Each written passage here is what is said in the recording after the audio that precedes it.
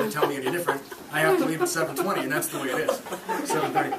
So I was asked to give a short speech about my travels, and I've really just traveled pretty much like most of you have in this room. I've been a few places. Like I went to Europe when I was younger, and I went to China recently. I went to the Caribbean once to live for a couple of years. It might just be boring to talk about the places that I've been. So I was thinking when I heard the first speech about food that one really interesting thing about travel is that when you're traveling in a foreign country or you go there, food becomes really, really important. It becomes a really big part of your life. And when you're in your home country doing your own thing, you can take food for granted. You know where to get your food that you like, and you just do it, and you don't think about it. Well, when you're traveling, food is a really big deal. And if you're traveling in a country where you're hoping to learn the language, like the case of me being in China, I'd been studying Chinese for about 1.5 years, and I was really eager to try to speak Chinese in the real world, and this was my first chance to do it in Beijing and Shanghai. I was really excited. All the conversations that I had somehow involved food. Every adventure I had in China was related to food in some way. And it was because this was the first time that I'd ever been in Asia. Same with my wife. She had never been in an Asian country before. Everything was very overwhelming and confusing to us, and especially the food. But the times when I was actually able to speak real Chinese with real Chinese people, it was in a restaurant and it was something having to do with food.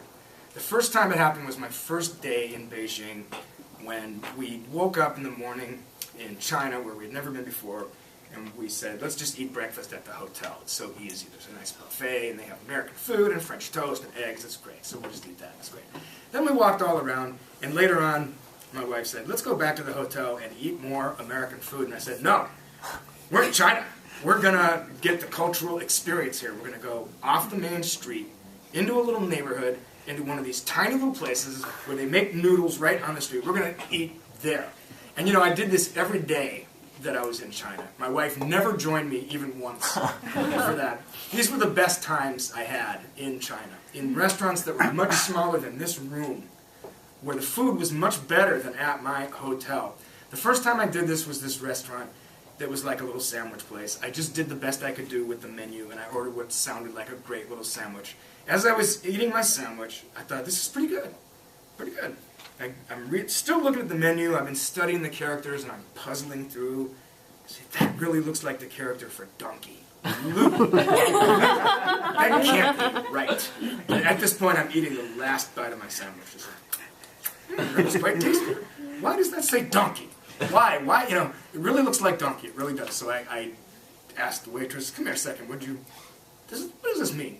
Donkey? Like the animal? I don't know if you guys understand. We don't eat this in America, right? This is in the category of things that Americans do not eat.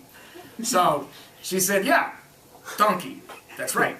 And then she was like, look around, this restaurant is called the Donkey Restaurant. Every entree is donkey. See that? She's like, see the character? Here. Okay, so I just ate donkey. This is my first day in Beijing. And then I looked up, and there was a group of people in this restaurant, maybe 10 guys, that were silent, smoking cigarettes, looking at me. As I realized that I just ate donkey, and they're kind of like, what's it going to be, white boy? Do you eat donkey or what? And so I just turned to these guys and stood up and said, that was the best donkey I've ever had. It was really good. I'm going to go back to America and tell everyone we should be eating donkey. It's awesome. And that was cool. They, you know, a couple of those guys gave me their home phone number, their business card. They were so nice, these guys that were in this restaurant. You know, okay, my wife said, I'm going to starve to death in China. I can't eat anything here at all. And I said, you are being narrow-minded, being a narrow-minded American. You have to have a sense of adventure here. Get into it. 2 or 3 days later, I said to my wife, I'm going to starve to death in China. I can't eat anything here. It's difficult if you don't know what you're doing. Eating donkey was easy. That was not a problem, but there were plenty of other times I did not know what I was eating. It looked like the wrong part of the animal. It looked like an animal that I'm not supposed to eat. I'm pretty sure I had eel and puppy at the same time. That was really bad. I felt bad. But the food in China was... What is that? What is that? No, 5 minutes. You still have 2 minutes. The food in China was really amazing, really good. it was the opposite of American food. Here, if you pay a lot of money, you can assume you're probably going to get a really great meal. In China, or at least where I was in China, Shanghai and Beijing, right? You go to these very fancy restaurants, you pay a lot of money, no guarantee that you're going to get something that you would consider is going to be good. But if you pay $2 on the street for a donkey sandwich, or if you pay $2 for some kind of noodle mixture that they just make, you have no idea. It might be the most delicious thing you ever had. And it's really true. I had some food in China that was so amazing. And some of it was very simple, too. Not complicated, very simple. But the flavors, the taste, like nothing I ever had before. It was amazing. And a lot of times it was eating food. You know, there was another time I realized that I ate a frog. And that started another very interesting conversation with somebody. And then when I was there, it was the time when all the pigs in the Huangpu River. Did you guys read about that? It was Yeah. And so I was in a restaurant, and I was able to. This was very awesome for me to be able to actually make a joke in Chinese, in Mandarin, that people understood. And you know, all I said was, "This pork is really great. You didn't get this from the river, did you?" And the whole restaurant started laughing, and I said, "I'm awesome." So anyway, food is a huge part of traveling, and it's more fun to travel in countries that are very strange to you and have to eat, just start from zero and learn where to eat and what to order, what not to order. There's a lot of stuff in China that we don't eat. Maybe we would, you know, like donkey. Okay, I guess that's... So, you know, I can eat donkey. That's the point of my story. Thank you very much.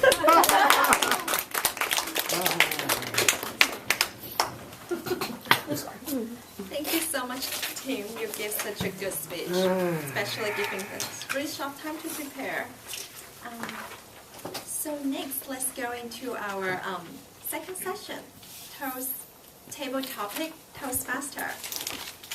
And first, let's welcome our first English table topic speaker, Jody.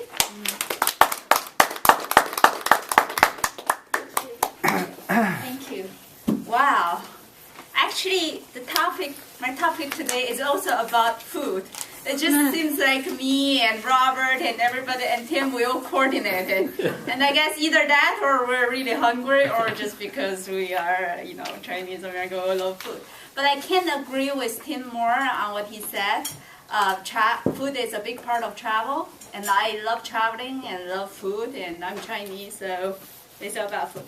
Okay, so today I want you to talk about your most unforgettable dining experience.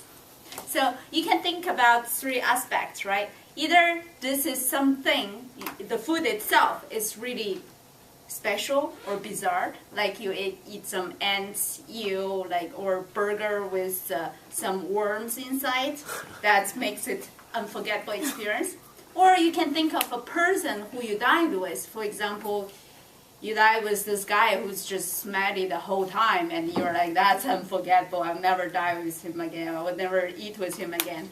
Or it's the location, you know, you had a dinner in Paris or somewhere really beautiful, or the occasion itself, somebody romantic or somebody unromantic. So I want you to think about that, and another thing, I want to challenge you to develop a little agenda of your speech. You want to first describe the event itself, and second, you want to think why this makes it unforgettable. And third, you want to say, well, would you like to repeat this experience, eat the same kind of food, or together with the same person? So, who's ready? Okay, everybody's just like...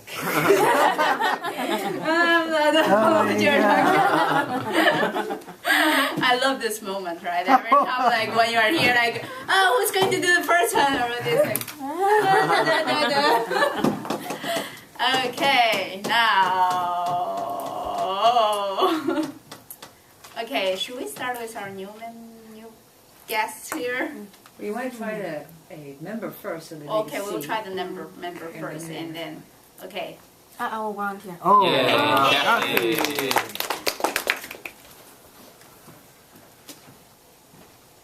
So my most memorable dinner was in Italy, in the Cinque Terre region. It was by the coast on the upper north Italy.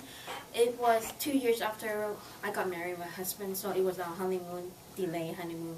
We went to Italy. We were traveling for 21 days in the region. And that small town we stayed, I think Manassa.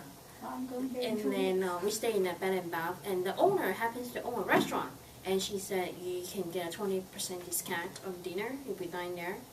So I said, oh, let's check it out. You know, that region is really famous for seafood and some potato pasta. So we were hiking around in the morning, and then when we got back, we were hungry.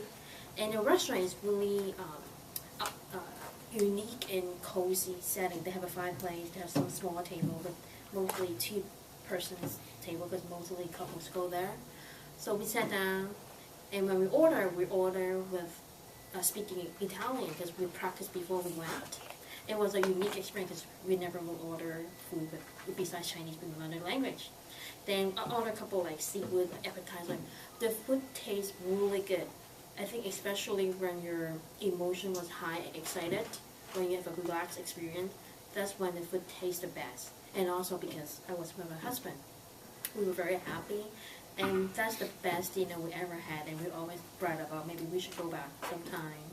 But this time we have to go back with $1. Could we not to just want to eat bread? So hopefully we could go back soon, and that's the most memorable dinner I ever had. Thank Thank you, Kathy. That's awesome, Cassie. I'm actually going to Cinque Terre in 2 weeks, so you need to tell me the name of the restaurant. Okay, who's next? Anyone? Volunteer? Okay. I haven't seen you for a while, so you want to try? Robert? Are you looking? No. Okay, I'll make something up.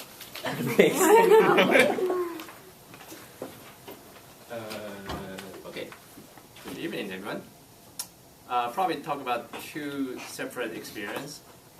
Both are very sort of memorable. The first one is the time I was actually originally came from Taiwan, so we do this 2-year military service, and then there was one training we're actually hiking for almost all day without proper rest, food, or we have some water. So toward the end of the trip, we were able to camp in, and then the chef basically cooked something in big pot.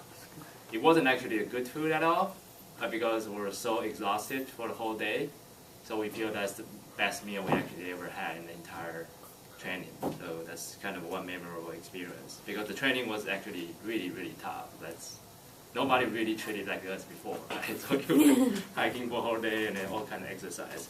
And the second one probably goes to similar to your experience in Vienna, where there's nice ambient and then nice restaurant, and then you sit down there and have decent food. That's pretty memorable.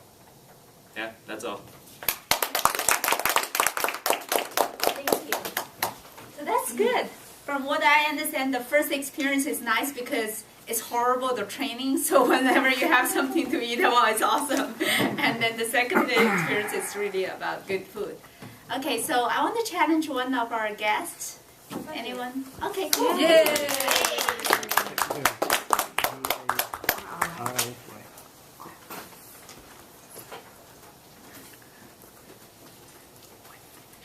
What's your name? Wendy. Okay. So I'm actually local. I live in Berkeley. Right now I'm taking some vacation, so I came to the city, and I'm glad to be here. So my experience is about my dining experience in Dubai. So I went to Dubai 3 years ago at that time to see one of my friends. At that time it was during the Ramadan period, which means they are not allowed to eat during the daytime. They can only eat, I think, after 8 p.m. when the sun disappeared. So I got there at night, and the next day I'm looking for a place to eat, but everywhere was closed. I was really hungry. And also, I started to drink so I can feel better. My friend told me, okay, you can drink, but don't drink in public. You know, even you are not allowed to eat. You thought you can drink, but you are not allowed to drink in public either. That is, oh, okay, I'll just wait until dinner time. And then finally, it's started to get dark. I joined their local dinner. It's called, I cannot remember the name. So basically, since they cannot eat during daytime, they are allowed to have a big feast at night. And all the feasts are hosted in a big tent. So when you get in there, it's with very romantic, with very good ambience. It's very traditional Middle Eastern type of dining environment. And they serve you a very good meal like lamb, very savory, and also different type of local fruits and vegetables. And I feel like everybody was stuffing their food to their mouths. I guess everybody was so starving.